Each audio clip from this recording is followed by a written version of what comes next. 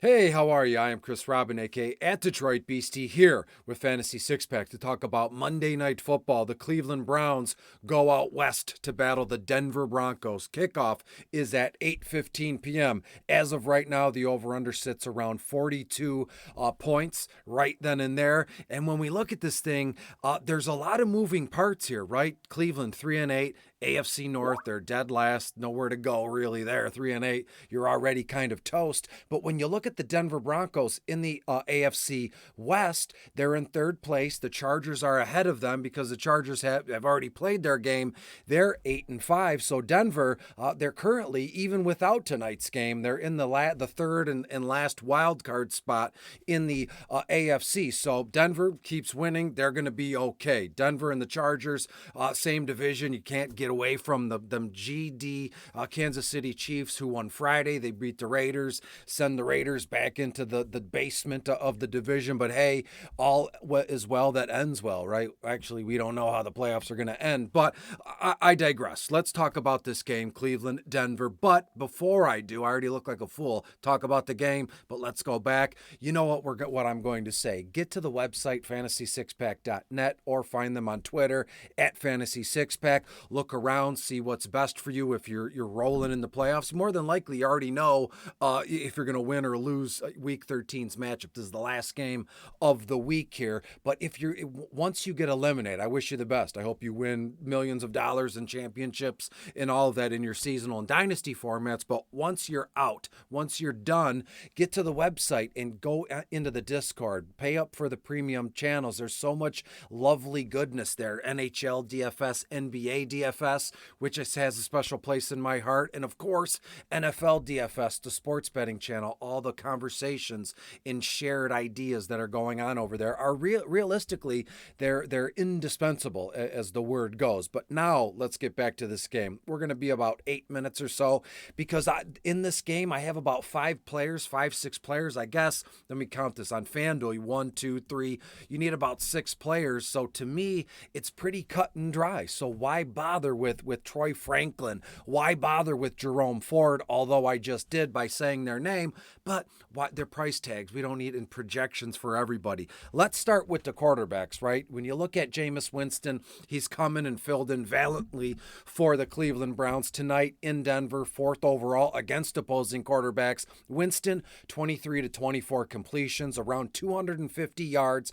I have him to throw a touchdown pass, and you're looking at 2 to 3 carries for another 10 yards. Not my favorite play, right? You could say, or some would say, where I have Denver to double up Cleveland 28 to 14. You would think that, well, wouldn't that make Jameis Cleveland, coming from behind or throwing the ball a whole heck of a lot? Denver's defense has been awesome. Their offense is efficient. So to me, the tempo and game control, ball control is going to be handled by Denver. So once they get up, they're just going to take the football and they're going to keep going and smashing. And again, for that fact, you would say, well, don't you love Javonte Williams? No, because right now, Cleveland top 5 this is all to running backs. They're top 5 against running backs. The reception yards and receptions a total, and the yardage and touchdowns allowed to running backs. And Javonte Williams last week, I'm looking down at my notes. He had 4 total yards on 10 total touches last week. I mean, one week it's like a spin of the arrow, or a roll of the dice, as they say. I can never put my finger on what if it's going to be a Javonte week. If it is, it's going to be good, or is it going to be bad? Because we know the targets and touches will kind of be there, but he's not doing anything with it. So to me, as I said, Cleveland is going to be down. They're going to lose by 14, 15 points, something like that. So Denver will do what they can to, we'll see you. Our defense is good, and our offense is, running as smooth as it can be. So that brings me to my next point, a more happy, joyous occasion. Bo Nix, the rookie quarterback, has been fantastic over the last, 5 or 6 games. Actually, Bo's last 3 games, 18 total, or 18, that'd be insane. 8 total touchdown passes and no interceptions, right? He's been phenomenal in his role, young kid still learning on the fly. He needs to be talked about as offensive rookie of the year. I think after tonight, it should be back on top of that list. While Jaden Daniels in Washington has really, he was down. There was a lull in what Jaden was doing, and now after last 2 weeks, week 13 Sunday especially, Washington put a hurting on the opposing team. But when you look at Bo Nix, Cleveland 19th overall against opposing quarterbacks. I firmly believe this is again another 3-touchdown game for Bo Nix. However we slice it up, I think he throws for 2, runs 1 in on the ground, and again 3 total touchdowns. That's all that needs to happen. We could say 3 on the ground, none in the air, 3 in the air, none on the ground, or 1 and 2, 2 and 1, however you want to do it. But to me, I have Bo Nix 21 to 22 completions, around 250 yards, 2 touchdown passes, and you're looking at 5 to 6 carries for around 30 yards and a touchdown pass. Unfortunately, I do think he throws an interception this week. I mean, it's good. We're on good terms if I can say he's going to have 3 touchdowns, but unfortunately, we talk about an interception or a turnover as that's not that big of a deal. We can move on. So why bother? You want to look that right, Chris? No, just the way things have been going, it just screams, 3 touchdowns, sure, but that an interception as well. When we move, and we'll move on from there. I'll leave it be. Nick Chubb, I talked about. Jerome Ford, I'm straight with. Javonte Williams, I'm good with as well. But Javonte, 10 to 11 carries, 45 to 50 yards, plus 2 to 3 receptions for another 20 yards. So 50, 55, 60, 70, however you want to do it for Javonte total yardage, that's what we'll get. But when we go back to Nick Chubb briefly, he's only averaging around 3 yards a carry. And when you look at Denver, they're only allowing 3.78 yards a carry. So that makes Nick Chubb nothing more than a touchdown reliant running back. And given the score that I have and the way Denver's defense has played, I think Nick Chubb finding the end zone is not nearly as automatic as it used to be, not like it is for Joe Mixon, let's say, for Derrick Henry, let's say, Saquon Barkley. He's the pinnacle of finding the end zone and hanging yardage for a running back, but I do have him 14, 15 carries, 50 to 55 yards, a reception or 2 for another 10. It was great to see Chubb back and rolling. He got, if I'm not mistaken, last week he had 64% snap share on offense, 20 carries, and we're rolling. The meat of this video and the meat of this game to me personally is the wide receivers.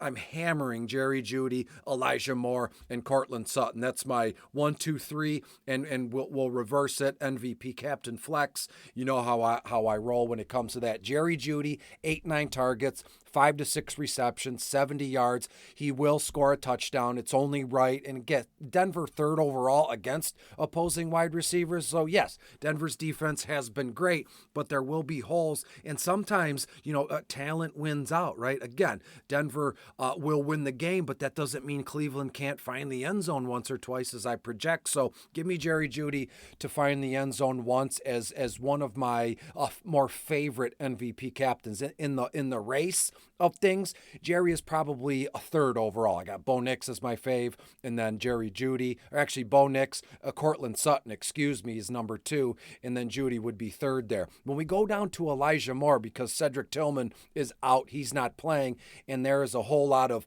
vacated targets, as folks on social media like to say, but Elijah Moore, 6-7 targets, 4 to 5 receptions, around 50 yards. So he will do everything that he needs to do to help Cleveland, kind of move the chains and score and maybe win this game. But that's what they're saying on the sideline. It's no maybe. I say I have Denver to win. I'm pretty sure about that. I'm just trying to get in the guys' heads when they're on the sideline.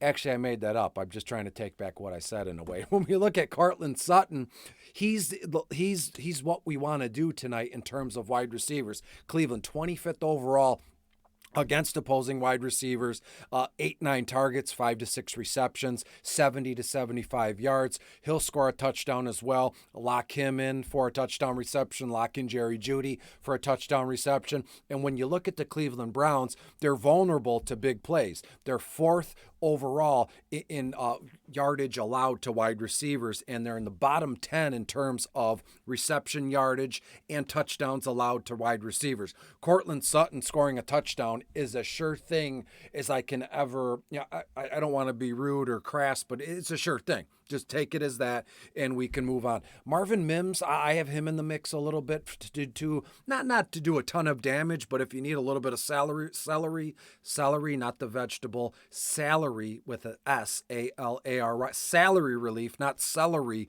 relief. Marvin Mims will be your guy. He's only 7.5 on FanDuel, 2 to 3 targets. If he's got, I could see Marvin Mims. Well, however many times he's targeted, that's how many catches he makes. Targeted 3 times, he'll catch 3 passes. That's how that works, right? Troy Franklin or Vele in the mix, sure. Lastly, well, let's look at David Njoku, the Cleveland Browns tight end. And again, if Jameis Winston and the Browns get behind early and they're throw, David Njoku going to be very much involved. He's 4th on my list of favorite MVP captains tonight. Nothing crazy, not going out on a limb by saying that, but David Njoku, 7 to 8 targets, 5 to 6 receptions, and you're looking around 50 receiving yards. Last week, he couldn't get his feet down, right? He caught the football, but he couldn't get that second foot down. But the next play, he caught the 2-point conversion. So not as many points, but that goes to show you they're not afraid to go back to him or go back to anybody, if they, now it wasn't a mistake. He just couldn't get his feet in, but